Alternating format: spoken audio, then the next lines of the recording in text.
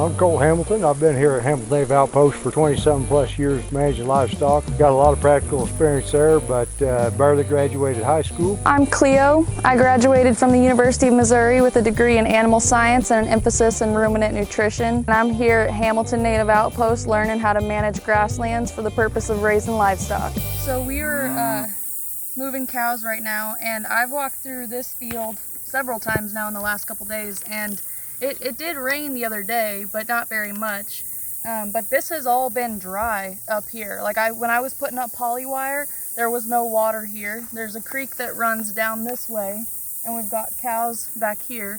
But Colt and I were walking through it today, and I asked him, where did this water come from? Is it just pooling up because it rained? So the neat thing about this water is it was actually here before, and it's not from the rain. There's a little spring flow that comes out of this bank, and a long time ago they built this berm around it. Probably would have been a cabin here at some point. So to catch this continual spring flow, they built a berm to make a pool. Probably where they got their water. Anyways, the berm is still here. I don't know what a berm is for other people. The berm would be the bank that you're standing on. See how this has been man-made? They dug it out of this hole just like a pond dam. They made this berm here to hold the water on the upside so they could fill their water jug or whatever, easier water bucket. So this water was actually here, and there's quite a bit of vegetation, native vegetation growing in it. And this is why at Hamilton's we believe so much in having a diversity of plants. So why you thought this was dry before is some of the vegetation that was growing here, now the cows have ate it, revealing the water underneath. What you actually had was this plant here is called rice cutgrass, and it was thick and solid from one side to the other and about this tall. But it grows so dense together, you can kind of see here in what's left of it. This is how it would have looked, only bigger and more spread out and taller. So it completely hid the water underneath it, shading it. So that rice cutgrass happens to be palatable to cattle. So whenever they got in here, they went ahead and ate the rice cutgrass off the top. It won't hurt it a bit. In fact, it's already made some of its seed for the year. So it's going to come right back here this fall, regrow just like your other warm season grasses. It's a warm season, it goes dormant in the winter time as well. And this would be a great grass for protecting creeks and riparian areas, those erosive spots, because it grows at that transition zone between the water and dry land that a lot of plants don't like. A lot of plants like to have their feet dry and the roots in water, but this one actually likes to be down in the water to some extent.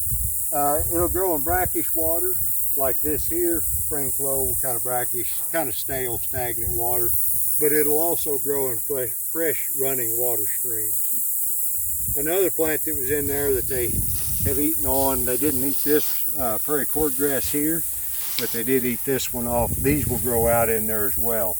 And there's a couple forbs out in there, Pennsylvania smartweeds and things like that. And you can tell this is continual pool of water. You see that little bitty plant that floats on top. You won't see those unless it's continual water. And by continual, you mean like it's constantly coming up?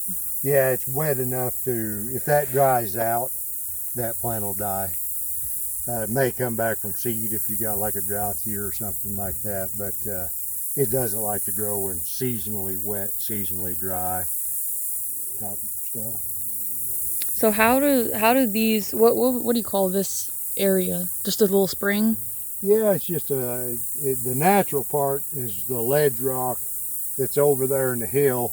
So the rain we got a few days ago, the rain we got 3 weeks ago up here on the hill, it's still filtering its way down just like a coffee filter, just like it works its way through. The further it falls up there, the longer it takes to come out. So as it comes out, it finally goes down and it hits this layer of ledge rock, and it can't go through it, so it runs out to the surface of the ground. That's the natural part. The unnatural, the man-made part, would be this berm where somebody's backed that water up. Okay. Originally, it would have just seeped out there and then probably just went back underground right down here a short ways. what is really the significance of this? Like, why does this matter that it's here, and what is it really doing for your native grasslands if you have a little spring like this? One thing it does is, this could just be, without planting this to like the rice cut grass, prairie cordgrass that naturally grows here, we could just have this look more like a little barren stock pond with nothing growing, no vegetation, which would kind of make it, as far as a forage standpoint, a waste of space. But also, you got to think a little, or I like to think a little bit more about, you know, the wildlife that's out here and the songbirds that'll get a drink from here. There's actually certain times of the year this holds enough water that your red-winged blackbirds, for instance, they'll nest in the grass above the water. And I've seen them nest here in some of the taller weeds. But yet it's not a complete waste to what we're doing. We probably got as many grazing units off of this as we did the drier pasture to the side. In drought years, this will always be a little wetter and contain more forage. Really wet years, it may be a little less productive. The water depth may stay deep enough to keep the center from growing. I've seen years where there's kind of an open water in the center.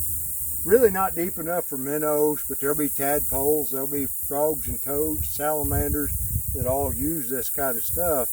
And when you've got a diversity of plants like this around, you know, it's just part of the whole ecosystem, and keeping a lot of those not necessarily endangered, but more rare because this type of habitat doesn't exist much, particularly this type of habitat where there's a lot of little wet spots in this part of Missouri, but vegetated wet spots are harder to come by, and a lot of little amphibians, and particularly those salamanders, they use this for breeding, and they use this a lot for their winter hibernation, is my understanding.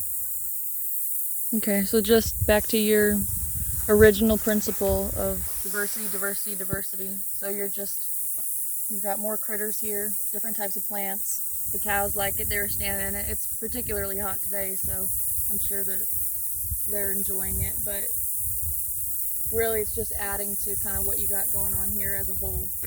Yep, and it's sure not a detriment to, you know, this being here, sure not a problem to us. You still got natives that grow in it? Still got native plants. There's a native plant for every place.